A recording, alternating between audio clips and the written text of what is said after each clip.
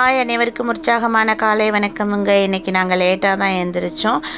இன்றைக்கி காலையில் வந்துட்டு ஹேர் கட் பண்ணணும்னு சொல்லிவிட்டு அவங்க அத்தை கூட அனுப்பி வச்சுருந்தேன். ஹேர் கட் பண்ணிவிட்டு குளிச்சுட்டு பரதநாட்டியம் கிளாஸ் போயிட்டு வாங்கன்ட்டு இவங்க கிளம்பி போயிருக்காங்க. அங்கே வந்துட்டு கிளாஸ் இன்றைக்கி லீவு விட்டாங்களாம். அதனால் இளநீ குடிச்சிட்டு ஆவாரம் பூ அந்த இடத்துல கொஞ்சம் போல் இருந்ததுன்னு பறிச்சிட்டு வந்தாங்க.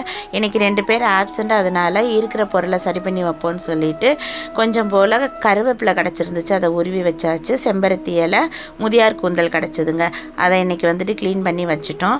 வாங்கிட்டு வந்த ஏபிசி மால்ட்டுக்கு வாங்கிட்டு வந்த பொருளில் கேரட்டை வந்துட்டு சீவல் போட்டாச்சுங்க. 60 கிலோவும் இன்றைக்கி சீவல் போட்டு காய வைக்கிறதுக்கு கொடுத்து விட்டாச்சு. நான் என் நாத்தனாரோடைய வீட்டையும் என் வீட்டையும் தான் ஷேர் பண்ணி காய வைக்கிறோம்.